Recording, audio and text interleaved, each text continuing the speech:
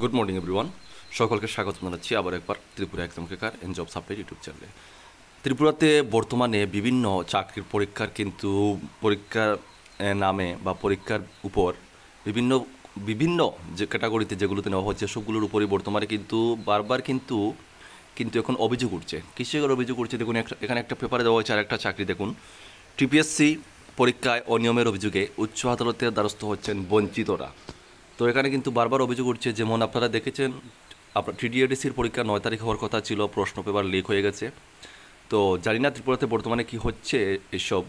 তো এইসব ক্ষেত্রে কিন্তু বিভিন্ন পোস্টের ক্ষেত্রে যেরকম হচ্ছে, সরকারকে কিন্তু এগুলোর দিকে কিন্তু নজর দেওয়া উচিত। তো এখানে যেটা বলা হয়েছে, আর সুন্দর পত্রিকাতে দেখুন, সন্দন প্রতিনিধি আগরতলা 8 জুন বের হয়েছে। কী বলা হয়েছে? ত্রিপুরা জনসেবা আয়োগের উত্তরপত্র মূল্যায়ন নিয়ে ব্যাপক হারে স্বজন পোষণের অভিযোগ উঠেছে। অভিযোগের ভিত্তিতে ইতিমধ্যেই উচ্চ আদালতের হস্তক্ষেপ চেয়ে মামলা করা হবে বলে জানা গেছে।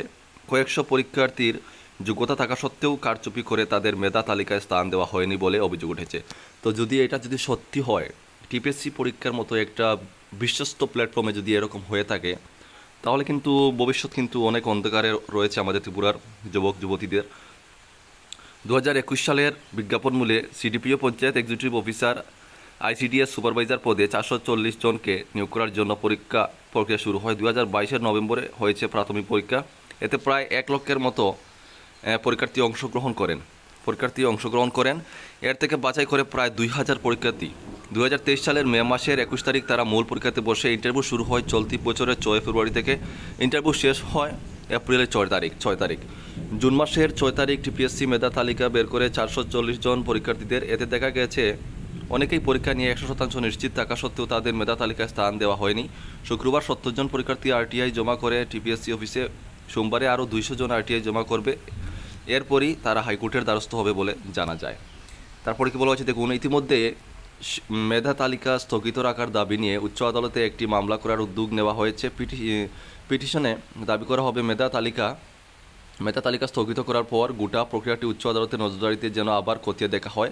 তাদের ধারণা, এই মেধা তালিকায় অনেক কাটাছেঁড়া করা হয়েছে। স্বজন পোষণের জন্য যোগ্যদের বঞ্চিত করে অযোগ্যদের স্থান দিয়ে দেওয়া হয়েছে বলে ধারণা করছে বঞ্চিতরা।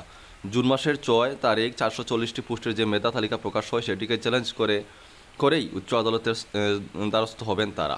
তো বুঝতে পারলেন এটা কিন্তু কি হচ্ছে বর্তমানে ত্রিপুরাতে প্রায় প্রতিটি চাকরির ক্ষেত্রে কিন্তু বিভিন্ন অভিযোগ উঠছে। তো এইসবে বিশেষ করে আমাদের ত্রিপুরা সরকারকে ভালো করে কড়া পদক্ষেপ নিতে হবে এবং সুষ্ঠুভাবে যেন সবগুলো হতে পারে সেই দিকে কিন্তু চোখ দিতে হবে। তো অবশ্যই ভিডিওটি আপনারা শেয়ার করবেন, যেন এরকম বর্তমানে আর কোনো পরীক্ষাতে যেন না হয়। আপনারা ভিডিওটা শেয়ার করবেন, ভিডিওটিতে লাইক করবেন, চ্যানেলে নতুন হলে অবশ্যই চ্যানেলটি সাবস্ক্রাইব করে পাশে থাকবেন। ভিডিওটি দেখার জন্য বন্ধুরা ধন্যবাদ। সকলকে বিদায় জানাচ্ছি। সবাই ভালো থাকবেন, সুস্থ থাকবেন। জয় হিন্দ, জয় ভারত।